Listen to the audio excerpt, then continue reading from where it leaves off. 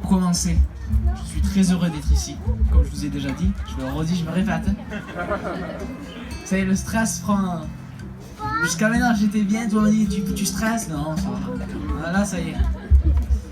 Mais voilà, je suis très heureux. C'est le grand jour. Mais voilà, moi, tout simplement, je suis un garçon qui a grandi dans une famille chrétienne, dans un foyer pastoral, donc avec mon père pasteur que vous connaissez tous, Stéphane. Et ils m'ont toujours élevé dans un sens où ils m'ont toujours appris les choses de Dieu, m'ont toujours appris le sens de la vérité, mais ils m'ont jamais forcé à cela. Ils m'ont jamais forcé à venir dans des réunions, à écouter la parole de Dieu, mais mon père en discrétion quand même, il faisait toujours ses petits pics, on va dire. Il me disait toujours la parole de Dieu. Et bon, ça, il a semé dans mon cœur. Et donc voilà, moi j'ai grandi, puis à l'âge de 13 ans, j'ai commencé à faire des expériences avec Dieu. Et puis j'ai donné mon cœur à Dieu.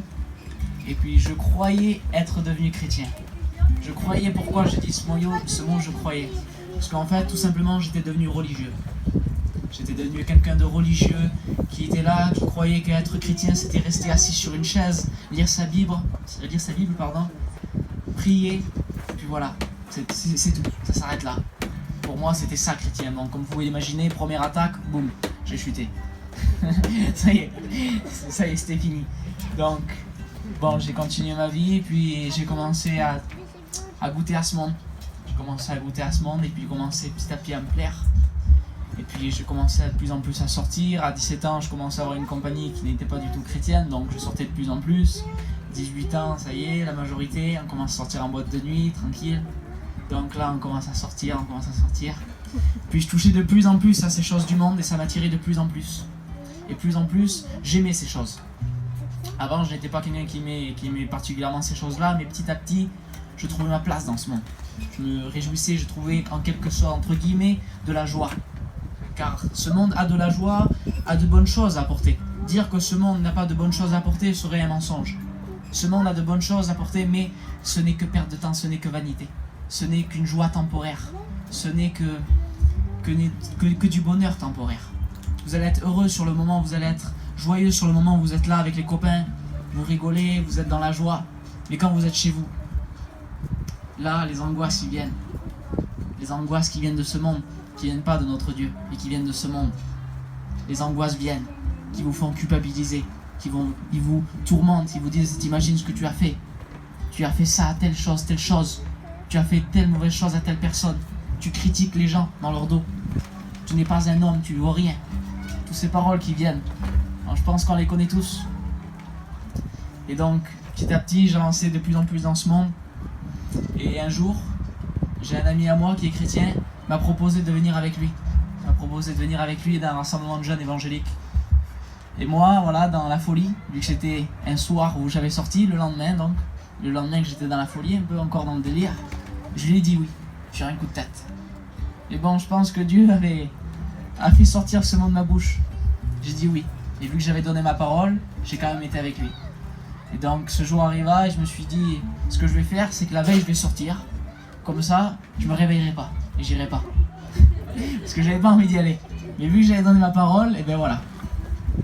Et donc ça arriva ce jour-là et je me suis quand même réveillé. Donc je me suis préparé, j'ai été avec eux, mais j'étais pas du tout dans l'ambiance. Donc je me suis dit, je vais aller là-bas, je vais pas être pour écouter la parole de Dieu, mais je vais voir pour des jeunes. Voilà, je vais me passer le temps, je vais manger un beau restaurant, ça va me passer le temps. Donc j'ai été dans ce rassemblement de jeunes et puis là, eh ben, j'ai rien compris. J'ai rien compris de A à Z. Pour moi c'était nul, c'était bidon. Voilà, avec mes mots je vous le dis. Pour moi c'était nul à ce moment-là, j'écoutais la prédication, je comprenais rien du tout. Les louanges pour moi c'était plat à cette époque-là. Je m'ennuyais énormément comparé aux musiques du monde, je me disais. Parce que je n'avais pas réalisé encore. Et donc la réunion avançait et puis je parlais à Dieu quand même dans mon cœur parce que j'avais connaissance de lui. Et je parlais quand même à Dieu, je disais s'il faut peut-être c'est mon moment. Et puis là la réunion elle a les choses à faire. Et là je disais peut-être c'est mon moment, je dis ben Seigneur si c'est ta volonté alors montre-moi que c'est ta volonté. Et puis là la réunion elle se termine. Bon ben je dis ben c'était pas ta volonté alors, tant pis, on continue une prochaine fois. Donc ça se termine. Et puis là je parlais quand même toujours avec Dieu dans mon cœur, je disais bon mais peut-être ce sera une autre fois, je sais pas, on verra bien. De toute façon j'ai rien à perdre, j'ai tout à gagner. Et puis là, il y a une autre personne qui monte sur l'estrade. Une personne qui monte et il dit non, la réunion elle n'est pas terminée, on a le temps de manger, on va continuer dans la présence de Dieu, car le feu déborde encore, il y a des bénédictions qui vont être données encore. Et il dit des mots ensuite qui ont touché mon cœur. Je ne me rappelle plus exactement, mais à ce moment-là, ça a vraiment touché mon cœur. Et donc là, je me suis dit, ben Seigneur, c'est que c'est ta volonté alors. Et je me suis levé de ma place. Et quand je me suis levé de ma place, j'ai été rempli du Saint-Esprit. J'ai vraiment ressenti sa présence qui m'a renouvelé, qui m'a rempli de son amour, qui m'a... Je sais pas comment expliquer. C'est une joie, un amour, une paix que vous ne pouvez pas imaginer. C'est pas une paix, un amour de ce monde. C'est quelque chose d'incroyable, quelque chose de fantastique. C'est Dieu, tout simplement. Et donc depuis là, j'ai fait expérience sur expérience. Vous savez, ça n'a pas été dur, ça a été difficile au début. Parce que déjà, juste après la réunion, que j'ai dit à mes copains que j'étais devenu chrétien, que j'avais donné mon cœur à Dieu, j'avais déjà les attaques qui venaient du diable. Qui me disaient, mais non, mais tu pourras pas tenir, à travers eux. Hein. Ils disaient, tu pourras pas tenir, tu pourras pas, laisse tomber, c'est pas la peine, c'est pas fait pour toi ces choses-là, viens avec nous, on va s'amuser, on va sortir, etc. etc. Donc, je dis, bon, écoute, t'as raison.